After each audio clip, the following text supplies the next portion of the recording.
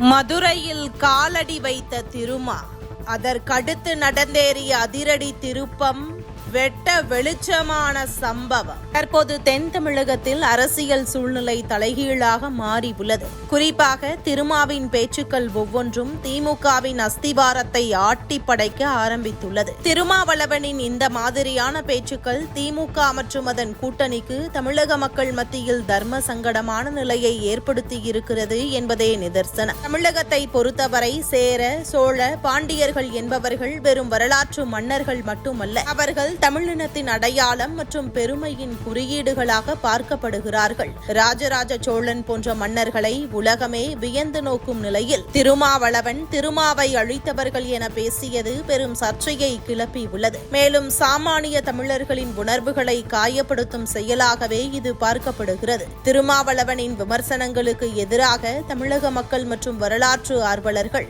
சமூக வலைதளங்களில் முன்வைக்கும் முக்கியமான மறுப்பு ஆதாரங்கள் பலமாக உள்ளன. குறிப்பாக சோழ மன்னர்கள் தங்களை சிவபாத சேகரன் என்று அழைத்துக் கொண்டதும், தெய்வ தமிழில் தேவாரம் மற்றும் திருவாசகத்தை மீட்டெடுத்ததும் முதன்மையான சான்றுகளாக சுட்டிக்காட்டப்படுகின்றன. நம்பியாண்டார் நம்பி மூலமாக பொல்லா பிள்ளையார் துணையுடன் மறைந்து கிடந்த திருமுறைகளை மீட்டெடுத்த ராஜராஜ சோழனை தமிழும் சைவமும் தழைக்கச் செய்த திருமுறை கண்ட சோழன் என்றே வரலாறு போற்றுகிறது. கோவில்களில் தமிழ் விரட்டப்பட்டது என்ற குற்றச்சாட்டிற்கு எதிராக தஞ்சை பெரிய கோவில் உள்ளிட்ட பல சோழர் காலத்து கோவில்களில் தமிழ் கல்வெட்டுக்களே ஆதிக்கம் செலுத்துவதை பொதுமக்கள் ஆதாரமாக காட்டுகின்றனர். கோவில்களில் மெய்கீர்த்திகள் அனைத்தும் தூய தமிழில் வடிவமைக்கப்பட்டிருப்பதும், ஓதுவார்களை நியமித்து தமிழ் இசையை வளர்த்ததும் இந்த மன்னர்களே. பாண்டிய மன்னர்கள் சங்கம் வைத்து தமிழ் வளர்த்தவர்கள் என்ற பெருமை கொண்டவர்கள் என்பதால் அவர்களை தமிழ் பகைவர்களாக சித்தரிப்பதை மக்கள் ஏற்க மறுக்கிறார்கள். முக்கியமாக தென் மாவட்ட மக்கள் தங்களை இந்த மன்னர்களின் வழித்தோன்றல்களாக கருதி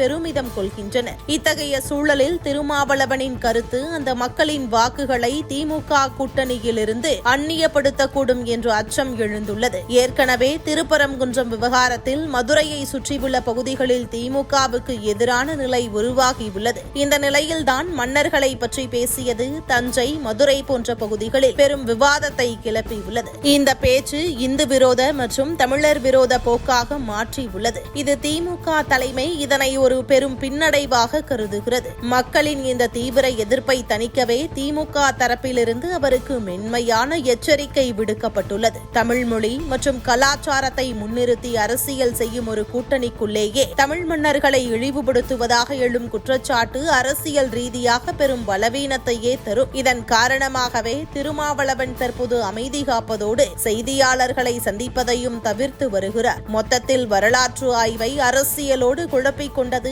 தேர்தல் களத்தில் ஒரு தேவையற்ற சலசலப்பை ஏற்படுத்திவிட்டது.